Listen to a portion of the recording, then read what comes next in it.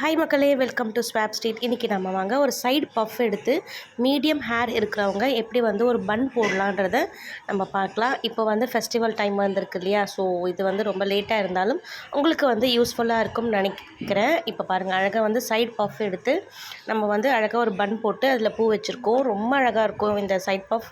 ரொம்ப medium hair இருக்குது, density கம்மியாக இருக்கிற ஹேருக்கு இந்த ஹேர் ஸ்டைல் ரொம்ப நல்லா சூட் ஆகும். இப்போ பாருங்கள், நான் இது எப்படி எடுக்கிறதுன்னு நான் உங்களுக்கு வந்து காட்டுறேன். எவ்வளோ அழகாக இருக்குது பாருங்கள். இப்போ நார்மலாக வந்து நம்ம தலையை நல்லா கோம் பண்ணி விட்டுக்கலாம். என்னோடய ஹேர் பார்த்திங்கன்னா எனக்கு வந்து டென்சிட்டி ரொம்ப கம்மியாக இருக்கும். பட் வந்து எனக்கு கர்லி ஹேர் இருக்கிறதுனால டென்சிட்டி கம்மியாக இருக்கிற மாதிரியும் தெரியாது. இருந்தாலுமே வந்து நல்லா கோம் பண்ணி விட்டு வரணும்னா ஹேர் ஸ்டைல் எனக்கு அவ்வளோவா செட் ஆகாது. ஃப்ரீ ஹேர் விட்டால் நல்லாயிருக்கும். இல்லைனா வந்து போனி டைலோ இல்லை கிளச் போட்டால் தான் எனக்கு நல்லாயிருக்கும். அதனால் பின்னல் போட்டால் வந்து எனக்கு வந்து டென்சிட்டி ரொம்ப கம்மியாக இருக்கிறதுனால என்னால் ட்ரெடிஷ்னல் லுக் வந்து கொண்டு வர முடியாது. பட் இந்த ஹேர் ஸ்டைல் ட்ரை பண்ணி பாருங்கள். சைட் பஃப் எடுத்து ரொம்ப அழகாக இருக்கும். நீங்கள் சாரி போடுறீங்க, சல்வார் போடுறீங்க, இல்லை வந்து நல்ல ஒரு ட்ரெடிஷ்னல் லுக் கொண்டு வரணும்னா இந்த மாதிரி எடுத்துக்கோங்க. சைட் பஃப் வந்து ரொம்ப கஷ்டமே இல்லாமல் லேயர் ஃபஸ்ட்டு ஒரு ஹேர் எடுக்கிறோம்னா அதை உள்ளே போட்டுட்டு அகெயின் வெளியேந்து ஒரு ஹேர் அதை உள்ளே போட்டு மறுபடியும் வெளியேந்து ஒரு ஹேர் எடுக்கிறது ரொம்ப ரொம்ப கஷ்டம்லாம் ஒன்றுமே கிடையாது.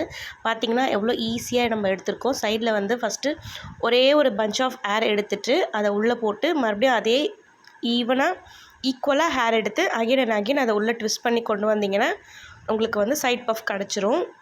இது வந்து லேயர் பை லேயராக ரொம்ப அழகாக இருக்கும். அதை வந்து பின் வச்சு நல்லா செக்யூர் பண்ணிக்கோங்க, டிக்டாக் பண்ணி வச்சு. அதே மாதிரி இந்த சைடும் பார்த்திங்கன்னா வந்து லைட்டாக ஒரு ட்விஸ்ட் கொடுத்து கொஞ்சமாக பஃப் வர மாதிரி லைட்டாக ஒரு ட்விஸ்ட் கொடுத்துட்டு அதுக்கப்புறம் அதையே வந்து செக்யூர் பண்ணி எடுத்துக்கோங்க. எனக்கு பார்த்திங்கன்னா மோஸ்ட்லி வந்து டென்சிட்டி கம்மியாக இருக்கிறதுனால நான் வந்து ரொம்ப ஹேர் ஸ்டைலெல்லாம் பண்ணவே மாட்டேன். நார்மலாக எங்கே போகிறதா இருந்தாலும் என்னோடய ஹேர் பார்த்திங்கன்னா ஃப்ரீயாக தான் இருக்கும். ஃப்ரீ ஃபாலாக தான் விட்டுட்டு போவேன். பட் கோவிலுக்கு போகிறோம் அப்படின்னா பின்னல் போட்டுக்குவேன். மிச்சபடி ஹேர் ஸ்டைல் எனக்கு பெருசாக வந்து செட் ஆகாது. பட் இந்த ஹேர் ஸ்டைல் எடுத்துக்கு பார்த்திங்கன்னா உங்களுக்கு ரொம்ப வந்து அழகாக வந்து செட் ஆகிக்கும். இப்போ பாருங்கள், ரொம்ப அழகாக இருக்குது. ஃப்ரண்ட் பஃப் நம்ம எடுத்து முடிச்சாச்சு.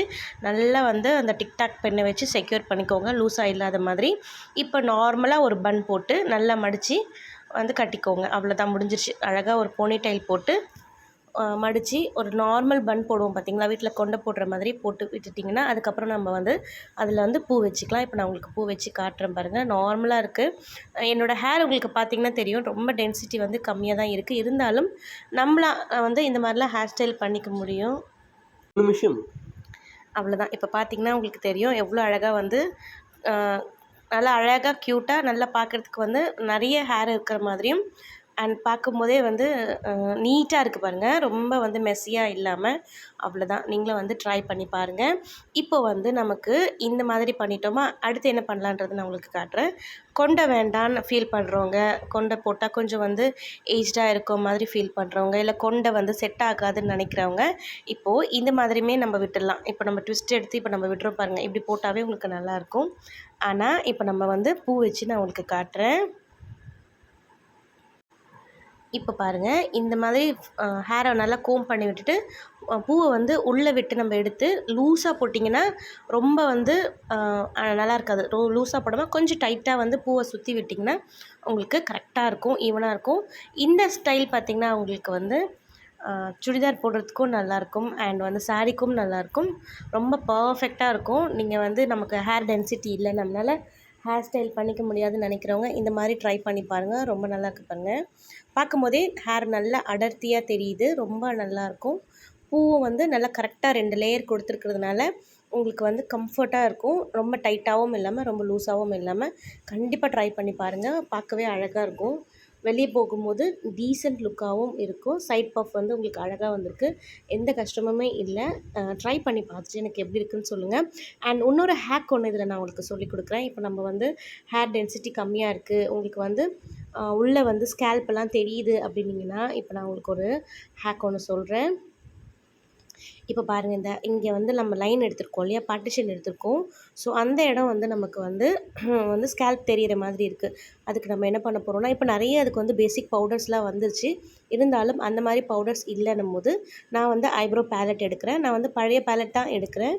இது வந்து வேஸ்ட்டாக இருக்கிறதுனால இந்த பழைய பேலட் எடுத்துக்கிறேன். உங்கள்கிட்ட ஐப்ரோ பேலட் இருந்துச்சுன்னா இந்த மாதிரி ப்ரஷ் வச்சு அந்த இடத்துல லைட்டாக டேப் பண்ணணும். ரொம்ப ஓவராக வந்து நம்ம அங்கே வந்து இந்த பவுடர் போட்டு விட்டுட்டோம்னா பார்க்கும்போது தெரிஞ்சிரும். ஆனால் வந்து லைட்டாக கொடுத்திங்கன்னா அந்த லைன் தெரியாமல் இருக்கும்.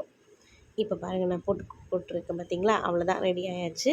இந்த ஹேக் உங்களுக்கு பிடிச்சிருக்கும்னு நினைக்கிறேன். ட்ரை பண்ணி பாருங்கள். நம்ம வீடியோ உங்களுக்கு பிடிச்சிருந்துச்சுன்னா லைக் பண்ணி, ஷேர் பண்ணி, கமெண்ட் பண்ணிக்கோங்க. பக்கத்தில் இருக்கிற பெல் ஐக்கானையும் ப்ரெஸ் பண்ணிக்கோங்க. நான் அடுத்த வீடியோவில் வந்து உங்களை பார்க்குறேன்.